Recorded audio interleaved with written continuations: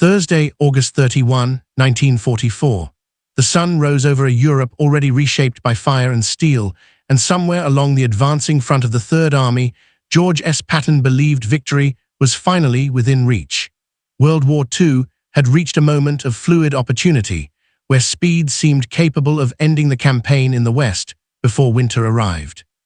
Yet on this day, orders arrived that would halt Patton's momentum, freezing one of the most aggressive advances of the war and igniting a controversy that still provokes debate over who stopped him and why. By late August 1944, Patton's Third Army had broken out of Normandy and surged across France with a speed that stunned both enemy and ally. His armored columns moved so fast that maps became obsolete, towns surrendered without resistance, and German units collapsed before they could reorganize. World War II, which had dragged painfully through hedgerows and fortified beaches, suddenly appeared vulnerable to decisive maneuver. Patton believed the German army in the West was on the verge of complete disintegration. Intelligence reports showed shattered divisions retreating eastward, short on fuel, ammunition, and morale. To Patton, this was the moment World War II commanders trained for, the fleeting window when relentless pursuit could turn retreat into rout and rout into total collapse. The central obstacle was not German resistance, but logistics. Patton's tanks outran their supply lines, consuming fuel faster than it could be delivered. The Red Ball Express worked relentlessly, yet Allied infrastructure struggled to keep pace with success. In World War II, logistics determined the boundaries of possibility as much as battlefield courage. At Supreme Headquarters, Dwight D. Eisenhower faced competing demands. Bernard Montgomery pressed for priority in the north, arguing that a concentrated thrust toward the Ruhr offered the most direct path to victory.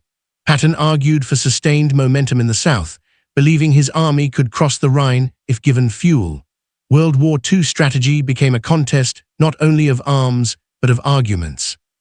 Eisenhower's role as Supreme Commander required balancing national interests, personalities, and limited resources. He favored a broad front strategy designed to keep constant pressure on German forces across the entire line. This approach reflected lessons drawn from earlier phases of World War II, where overextension had invited counterattack. Patton rejected this logic. He believed the enemy no longer possessed the strength to exploit Allied overreach. In his view, World War II had entered a phase where audacity offered greater safety than caution. Each pause, he warned, allowed the Germans time to regroup. The order that stopped Patton did not arrive as a dramatic rebuke, but as a quiet denial of fuel allocations. Third Army's gasoline deliveries were cut, forcing units to halt despite open roads ahead. Tanks sat idle not because of enemy fire, but because engines ran dry. World War II's most dramatic advances were sometimes ended by clerks and supply officers rather than generals. Responsibility for this decision rested ultimately with Eisenhower, though it passed through layers of staff planning. Fuel was diverted north to support Montgomery's planned operations, including what would become Operation Market Garden. Eisenhower believed concentrating resources there offered the best chance to end World War II before winter. Patton interpreted the decision as a strategic blunder driven by politics rather than battlefield reality. He suspected favoritism toward Montgomery and resented what he saw as interference with a nearly victorious pursuit.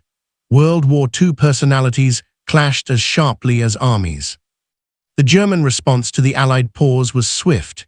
Given time to reorganize, German forces established defensive lines along key rivers and fortified cities. What Patton believed could have been a race turned back into a grind. World War II once again reverted to attrition where maneuver had briefly promised resolution. Historians note that Patton's optimism underestimated German resilience. Though battered, German units retained cohesion when allowed to regroup. The experience of World War II repeatedly demonstrated that enemy collapse was rarely total without sustained pressure. Eisenhower also faced political constraints. Allied unity depended on maintaining balance between American and British forces. Favoring Patton too heavily risked destabilizing coalition harmony, a fragile but essential component of World War II success. The decision to halt Third Army thus reflected more than tactical judgment. It embodied the complexity of coalition warfare, where operational brilliance had to coexist with diplomatic reality. World War II demanded cooperation as much as aggression. Patton's frustrations spilled into his private writings, where he accused higher command of lacking nerve. He believed history would judge the moment harshly, seeing in it a lost chance to shorten World War II significantly. Eisenhower, by contrast, emphasized sustainability. He feared that a deep thrust without secured flanks risked disaster reminiscent of earlier German offensives. World War II's memory of overambitious drives loomed large in his thinking. The pause also revealed the vulnerability of mechanized warfare to supply disruption. Patton's success depended on fuel as much as tactics. World War II proved that modern armies moved at the speed of logistics, not ambition. Operation Market Garden, which received priority during this period, ultimately failed to achieve its objectives. This outcome intensified criticism of the decision to deny Patton resources. In retrospect, World War II choices made under uncertainty became subject to unforgiving analysis. Yet Eisenhower's defenders argue that even had Patton advanced, crossing the Rhine would have presented enormous challenges. German defenses east of the river remained formidable, and winter loomed.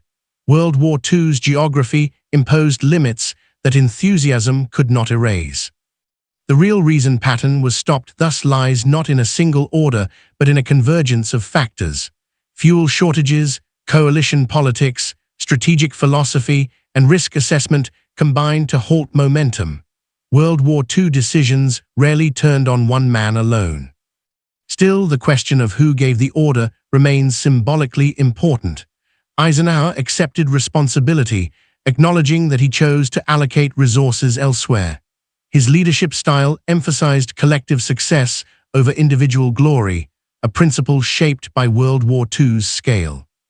Patton's supporters argue that this philosophy sacrificed opportunity. They contend that wars are won by decisive moments seized, not evenly managed. World War II, in their view, offered such a moment in August 1944. The debate continues because it touches fundamental questions about command.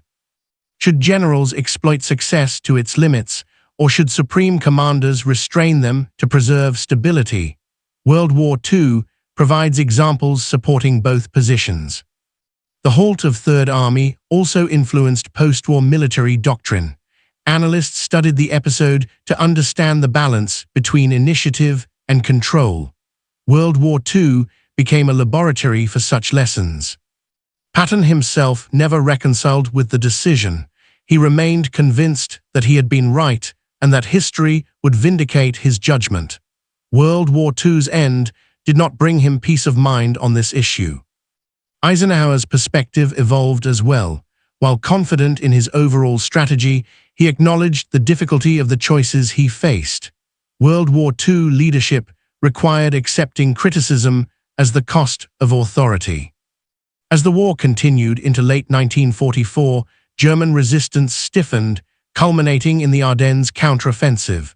Some saw this as evidence that earlier opportunities had been missed. Others viewed it as confirmation that German capacity for surprise remained dangerous. World War II again resisted simple conclusions. The story of Patton being stopped endures because it represents the tension between potential and prudence. It captures a moment when victory seemed close enough to touch, yet remained elusive. World War II was shaped by such moments. Understanding the real reason Patton was stopped requires moving beyond blame. It demands recognition of the constraints under which decisions were made. World War II forced leaders to choose between imperfect options under relentless pressure. The order that halted Patton was less an act of denial than an expression of command philosophy. Eisenhower believed that coordinated advance, not individual breakthroughs, would secure final victory. World War II validated this approach in some respects, while leaving room for doubt in others. Patton's halted advance became part of his legend, fueling narratives of what might have been. Eisenhower's restraint became part of his legacy as a unifying commander. World War II history holds both narratives in tension. The episode remains fertile ground for education because it illustrates how success creates its own dilemmas. World War II victories did not simplify decision-making, they complicated it. By examining this moment closely, historians and students alike confront the reality that war rarely offers clear answers. Patton was stopped not by fear or betrayal alone, but by a strategic calculus shaped by alliance, logistics, and uncertainty. World War II moved forward from that point not faster, but more cautiously, carrying with it the unresolved questions born on that August day. The immediate aftermath of the halt reshaped how Third Army operated for the remainder of the campaign. Units that had been conditioned to constant movement were forced into defensive postures, consolidating ground rather than exploiting gaps. This shift altered tempo and mindset, illustrating how quickly World War II could swing from fluid maneuver to positional warfare based on decisions made far from the front. German commanders used the respite to stabilize command structures that had nearly collapsed. Field marshals re-established lines of communication, reassigned remnants of shattered divisions, and restored discipline. World War II repeatedly showed that even defeated armies could recover if given time, and the pause granted exactly that.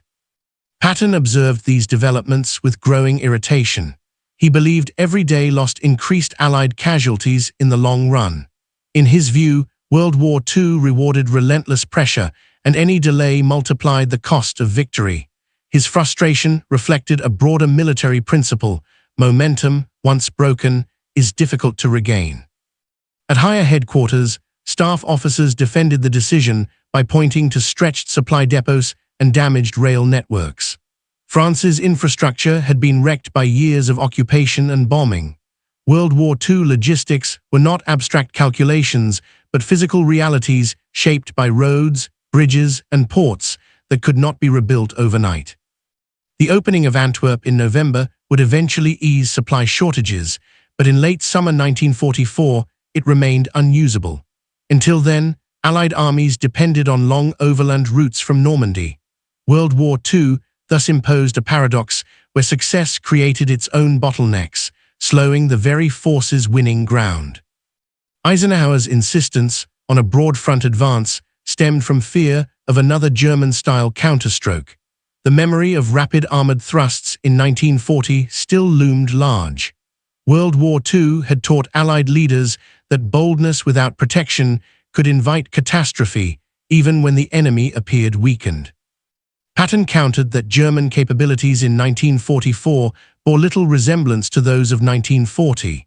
He argued that fuel shortages, air superiority, and broken morale made a decisive counterattack unlikely. World War II, however, had a way of confounding assumptions, as later events would demonstrate. The halt also affected Allied intelligence assessments. Analysts began revising estimates of German strength upward as resistance stiffened.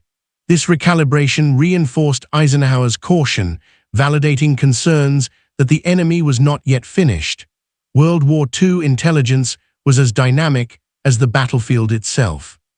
Within the Third Army, soldiers felt the psychological impact of stopping. The exhilaration of advance gave way to uncertainty and impatience. World War II veterans often recalled that pauses were harder to endure than combat, as anticipation and frustration replaced adrenaline. The broader Allied front mirrored this pattern. Gains slowed across sectors, and fighting intensified around fortified towns. What had seemed a rapid collapse transformed into a grinding contest once more.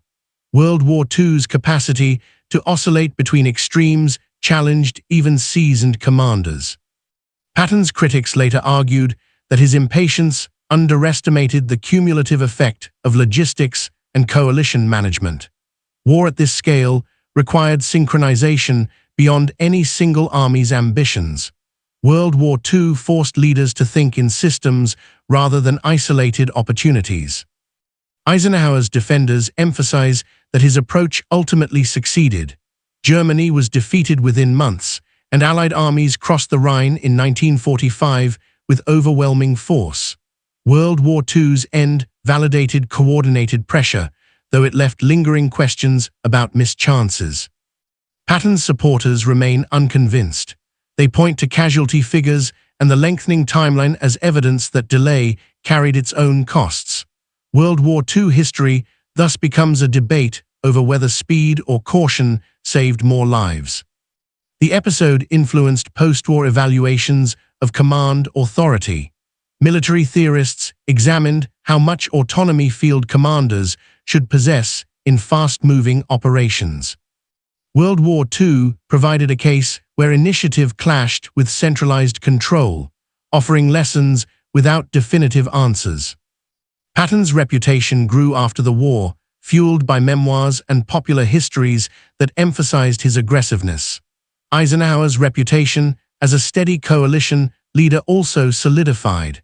World War II produced contrasting models of leadership that continue to shape military education. The question of who gave the order remains central because it symbolizes responsibility. Eisenhower accepted that responsibility, understanding that supreme command meant owning controversial decisions. World War II leadership demanded this acceptance even when outcomes were uncertain. As archives opened, historians gained greater insight into the complexity of Allied planning. The decision to halt was not impulsive, but debated, revised, and constrained by competing priorities. World War II planning was an ongoing process rather than a sequence of fixed commands. Patton's sense of personal frustration must also be viewed within his broader character. His identity was inseparable from motion and attack, being stopped struck at the core of how he understood warfare and himself. World War II amplified such personal dynamics under extreme stress. The Ardennes offensive later that year reignited arguments about August 1944. Some saw the German counterattack as proof that deeper Allied penetration earlier might have prevented it. Others argued it confirmed Eisenhower's caution was justified. World War II again resisted simple interpretation. In educational terms, the halt of Third Army illustrates how war outcomes are shaped by interaction rather than intent. Patton intended to keep moving, Eisenhower intended to manage risk. World War II forced these intentions into collision. The episode also reveals how success can generate disagreement rather than consensus. Victory in Normandy did not unify Allied strategy, it complicated it. World War II's scale ensured that triumph brought new dilemmas alongside celebration. As the campaign continued, Patton regained momentum during later operations, demonstrating that restraint had not permanently crippled Third Army. Yet the memory of August lingered, coloring his view of higher command. World War II left such imprints on those who fought it. Ultimately, the real reason Patton was stopped cannot be reduced to fear, favoritism, or betrayal alone. It lay in the friction between opportunity and limitation. World War II magnified this friction until even the most decisive commanders were constrained by forces beyond their control. The story endures because it captures war at its most human and institutional level. Ambition met logistics, personality met coalition politics, and speed met sustainability. World War II advanced through these tensions, never resolving them fully, but carrying them forward into the final months of the conflict. The long-term consequences of the halt became clearer as Allied forces pushed deeper into Germany in 1945. By then, the war had hardened into a series of set-piece operations, each requiring meticulous planning and overwhelming force. The contrast with the fluid weeks of August 1944 was stark, reinforcing Patton's belief that a rare moment of operational freedom had slipped away. World War II, once again, demonstrated how fleeting such moments could be. Within Allied command circles, the memory of Patton's stalled advance informed later decisions about tempo. Commanders became more cautious about allowing rapid exploitation without secured supply lines. World War II thus embedded a lesson that speed was valuable but fragile, easily undone by logistical misalignment. The relationship between Patton and Eisenhower never fully recovered from this episode. While outwardly professional, an undercurrent of mistrust persisted. Patton felt constrained by what he saw as excessive caution, while Eisenhower viewed Patton as brilliant but unpredictable. World War II placed these personalities in constant tension, each essential yet incomplete on its own. British perspectives added another layer to the debate. Some British officers shared Patton's frustration, while others supported Montgomery's emphasis on concentration and methodical advance. World War II coalition warfare ensured that strategic choices reflected compromise rather than consensus. The supply crisis of late summer 1944 also influenced post-war military logistics doctrine. Analysts concluded that future wars would require deeper logistical planning to exploit breakthroughs fully. World War II thus shaped not only strategy, but the institutional memory of how wars should be sustained. Patton's halted drive became a case study at staff colleges, where officers debated alternative scenarios. Could additional fuel have allowed a Rhine crossing? Would German resistance have collapsed further? World War II history invited these questions without offering definitive proof. Eisenhower's broad front strategy, despite criticism, achieved its core objective. German forces were denied the ability to concentrate against a single Allied thrust. World War II's endgame favored steady pressure over dramatic gambles, at least in Eisenhower's judgment. Patton's philosophy, however, continued to resonate with those who valued decisive action. His belief that war rewarded boldness influenced generations of officers. World War II provided ample examples where audacity changed outcomes, keeping his arguments alive. The episode also highlighted how modern warfare diffused responsibility. Decisions emerged from committees, logistics tables, and allocation boards rather than singular commands. World War II diluted the image of the lone decisive general, replacing it with systems and structures. For soldiers on the ground, the reasons behind the halt mattered less than its effects. They adapted to new orders, dug in, and prepared for renewed fighting. World War II demanded such adaptability, even when strategy shifted abruptly. As winter approached, the consequences of earlier pauses became intertwined with weather and terrain. Mud, snow, and cold slowed operations across the front. World War II's environment imposed its own constraints, compounding strategic decisions made months earlier. The memory of August 1944 continued to shape Patton's actions during later campaigns. When given the chance, he pushed hard again, determined not to miss another opportunity. World War II allowed him moments of redemption, though never complete vindication. Eisenhower's leadership style also evolved. Experience reinforced his belief that unity of effort outweighed individual brilliance. World War II's scale demanded coordination above all else, even when it meant restraining exceptional commanders. Historians increasingly view the halt as emblematic rather than exceptional. Similar tensions appeared throughout World War II. Wherever success strained supply and command structures, Patton's case stands out because of his personality, not because the dilemma was unique.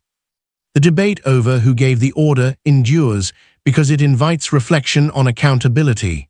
Eisenhower's acceptance of responsibility contrasts with Patton's sense of personal frustration. World War II leadership required both acceptance and dissent, often in uneasy balance. The episode also reveals how narratives of war are shaped after the fact. Memoirs, interviews, and popular histories amplified certain perspectives while muting others. World War II became not only a military conflict, but a contested story shaped by memory. Patton's halted advance fits into a broader pattern of near misses and unrealized possibilities that define much of the war's history. Victory emerged not from perfect decisions, but from cumulative advantage. World War II progressed through approximation rather than precision. As the Third Army eventually crossed into Germany, the urgency of earlier debates faded into the background of final victory. Yet the questions raised in August lingered, resurfacing whenever discussions turned to speed, risk, and command authority. World War II left these questions unresolved by design. The enduring interest in this moment reflects its educational value. It forces students of history to confront complexity rather than certainty. World War II does not offer clean lessons, only frameworks for understanding trade-offs. Patton's belief that he had been stopped at the threshold of decisive victory remains part of his legend. Eisenhower's conviction that restraint ensured ultimate success remains part of his. World War II accommodates both views without fully endorsing either. In the end, the halt of Third Army stands as a reminder that war is governed by limits as much as by opportunity. Ambition alone cannot overcome fuel shortages, alliance politics, or strategic caution. World War II advanced through these constraints, shaping outcomes that continue to be debated long after the guns fell silent.